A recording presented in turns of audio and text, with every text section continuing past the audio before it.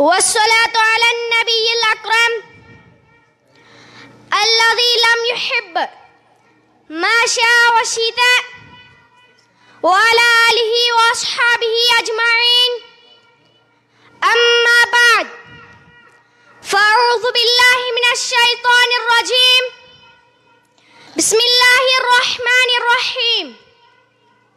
ولقد بعثنا في كل أمة رسولا أن يعبدوا الله واجتنبوا الطاغوت، فمنهم من هدى الله ومنهم من حقت عليه الضلالة.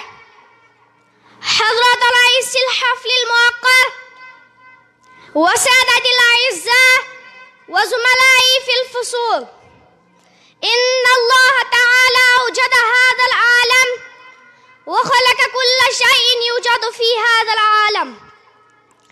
الله واحد أحد صمد قادر على كل شيء جبار قهار، هو الذي بعث الأنبياء والرسل إلى هذا العالم لهدف أن ينقذوا الناس من عبادة الأوثان إلى عبادة الله، ومن عبادة الأشجار إلى عبادة خالق الأشجار، ومن عبادة الأولياء إلى خالق الأولياء.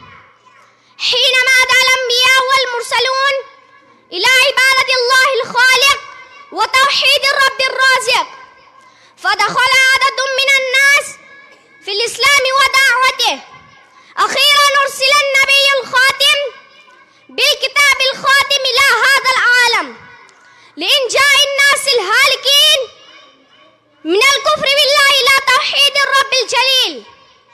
فدخل العرب والعجم في حظيرة دعوته واعتنقوا الإسلام والأمور الدينية.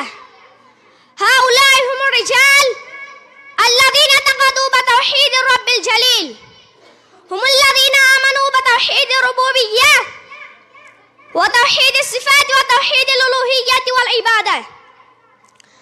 أما توحيد الربوبية فيجب على العبد أن يعتقد بأن الله وحده يحيي ويميت، هو الذي وحده يخلق ويرزقه، فلا محيي ولا مميت إلا هو، فلا خالق ولا رازق إلا هو، فلا نافع ولا ضار إلا هو، فلا مانع ولا مانع إلا هو.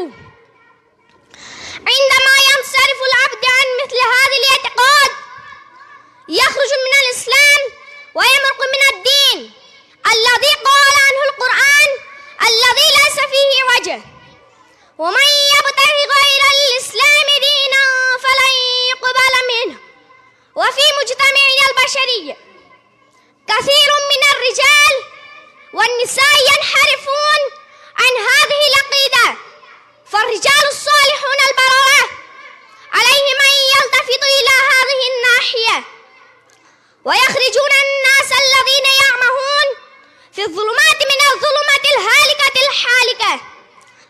أما توحيد العبادة والألوهية فعلى العبد أن يتعبد الله تعالى وحده لا يشرك أحدا من الخلائق في العبادة والسجود له. لا يجوز لأحد أن يتعبد سوى الله تعالى. كان هذا هو السبب الوحيد الذي بعث به الأنبياء والرسل إلى الدنيا.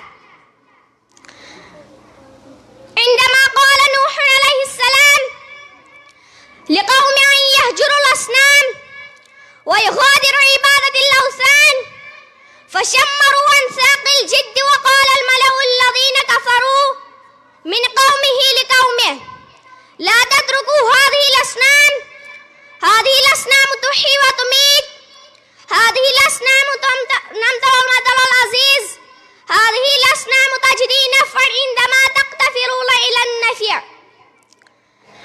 نبينا نوح عليه السلام بلغ رسالة إلهية واستمر أن يبلغ 1000 سنة إلى 50 عاما، ولكن شرذمة قليلة وانحرفوا عن الصراط المستقيم، ولكن شرذمة قليلة عرفت التوحيد ومقتضاه في الدنيا والآخرة. اللهم احفظنا عن الشرك ووفقنا فهم التوحيد والعقيدة المستقيمة. والسلام عليكم ورحمة الله.